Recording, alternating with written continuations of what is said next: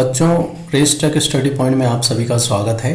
और जो आज का वीडियो है वो मध्य प्रदेश की राज्य सेवाएं परीक्षाओं से संबंधित है। कैलेंडर 2021-22 मध्य प्रदेश सरकार ने उनकी वेबसाइट पर डाल दिया है। जो एमपीपीएससी की जो वेबसाइट है यहाँ पर डाल दिया है।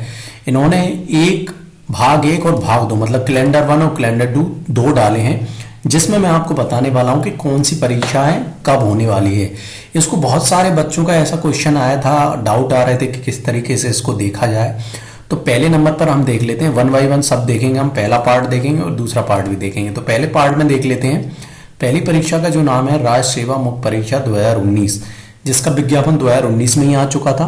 प्रारंभिक परीक्षा भी 12 जनवरी 2020 को हो गई है और इसकी प्रारंभिक परीक्षा परिणाम भी 21/12 को आ गया है। मुख्य परीक्षा की जो डेट है 21/3 से 26/3 को हो गई थी और मुख्य परीक्षा परिणाम दिसंबर 2021 मतलब अभी आने वाला है। इसके अलावा फिर इसका इंटरव्यू होगा फरवरी 2022। मतलब ये वाला तो अगर कोई नए तरीके से तैयारी कर रहा है तो ये तो उनके लिए जरूरी नहीं है। ठीक है, राज्य सेवा वन परीक्षा का भी सेम हाल है। दिसंबर 2020 में ये रिजल्ट आने वाला है। मतलब जो राज्य सेवा 2019 है वो नए बच्चों के लिए बिल्कुल भी नहीं है, जो पहले से अपीयर हो चुके हैं उनके लिए है ये काम की। इसके अलावा ये राज्य सेवा परीक्षा 2020, इसकी अगर बात करें तो इसका विज्ञापन भी 2020 में आ चुका था। प्रारंभिक परीक्षा जो जुलाई 2021 में हुई है। इसके अलावा दिसंबर 2021 में परीक्षा परिणाम अभी आ जाएगा इसका, और अप्रैल 2022 में मुख्य परीक्षा होगी। तो ये भी उन लोगों के लिए नहीं है काम का जो पहली बार देना चाहते हैं एमपीपीएससी। तो 2020 का ये भी काम का नहीं है।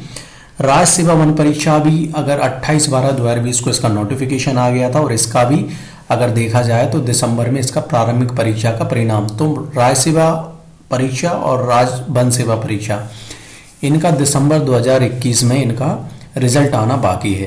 तो जैसे 2019-2020 में कोई नया बच्चा है वो नहीं दे पाएगा। अब बात कर लेते हैं राज्य सेवा 2021, ये महत्वपूर्ण है। दिसंबर में इसी महीने में इसका नोटिफिकेशन आ जाएगा। इन्होंने प्रारंभिक परीक्षा के लिए 24 अप्रैल 2022 का डेट रखा है। इसके अलावा प्रारंभिक परीक्षा का परिणाम मई में आ जाएगा और अगस्त में मुख्य परीक्षा होगी और अक्टूबर में मुख्य परीक्षा परिणाम हो जाएगा और नवंबर में साक्षात्कार होगा और दिसंबर में अंतिम चयन हो जाएगा। मतलब लगभग 1 साल का पूरा कार्यक्रम है। इस 1 साल के भीतर आप राज्य सेवा परीक्षा पास कर सकते हैं। इसी तरह के राज्य सेवा वन परीक्षा पास कर सकते हैं। तो ये 3 परीक्षाएं 2019, 2020, 2021 राज्य सेवा के लिए अगर आप अप्लाई कर रहे हैं या तैयारी कर रहे हैं तो ये आपके लिए थी। अब देख लेते हैं भाग 2। ये तो कैलेंडर 1 हो गया। कैलेंडर 2, कैलेंडर 2 थोड़ा अभियांत्रिकी और दूसरी जो एमपीपीएससी एग्जाम कराता है उनसे रिलेटेड है। जैसा कि यह दंत शल्य चिकित्सक परीक्षा है, जो कि 2019 में ही नोटिफिकेशन आ गया था, लेकिन इसका परीक्षा नहीं हो पाया था। तो परीक्षा इन्होंने रखा 23 जनवरी 2022 को। परिणाम 2022 में आ जाएगा जनवरी में। साक्षात्कार मार्च 22 में होगा और अंतिम चयन हो जाएगा मार्च 2022 तक लगभग। राज्य अभियांत्रिकी परीक्षा ये भी 2020 जो थी वो नोटिफिकेशन पहले ही आ गया था।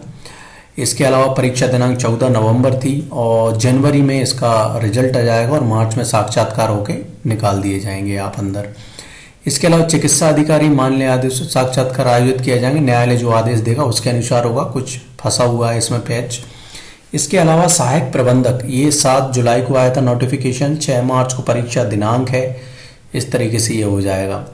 महत्वपूर्ण इसमें एक तो ये है उप पुलिस अधीक्षक।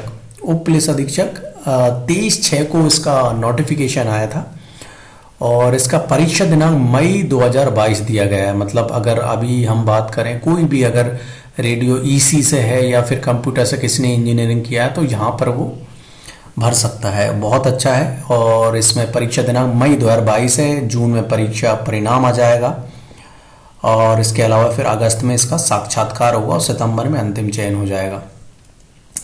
तो ये हो गया। इसके अलावा राज्य अभियांत्रिकी सेवा परीक्षा, ये एमपीपीएससी किसी इंजीनियरिंग छात्र वाले, तो दिसंबर में अभी इसका नोटिफिकेशन आ जाएगा। जून में आपको इसका एग्जाम होगा, जुलाई में रिजल्ट आ जाएगा, सितंबर में साक्षात्कार, अक्टूबर में आपकी ज्वाइनिंग हो जाएगी। इस तरीके से कंप्यूटर प्रोग्रामर की भी जॉब है। तो ये 2 नोटिफिकेशन इन्होंने डाले हैं, खास करके मध्य प्रदेश पीएससी और जो इंजीनियरिंग कर रहे हैं उनके लिए है। और इसके अलावा भी दूसरे अगर जो दंत शल्य चिकित्सक हैं, सहायक संचालक संवर्ग है, ये लोग भी इसमें अप्लाई कर सकते हैं। तो ये 2 नोटिफिकेशन बहुत ही काम के हैं और आप अगर इस वेबसाइट पर सर्च करते रहेंगे तो आपको और भी बहुत अच्छी अच्छी जानकारी मिलती रहेंगी। तो इस वीडियो को पूरा अंत तक देखने के लिए बहुत बहुत धन्यवाद। और इसी तरह की एमपीपीएससी से संबंधित कुछ भी अगर आप पूछें तो इसी तरह की वीडियो हम डालते हैं यहाँ पर, आप हमारे साथ जुड़ सकते हैं। चैनल को सब्सक्राइब करें, वीडियो को लाइक करें। कल फिर मिलेंगे।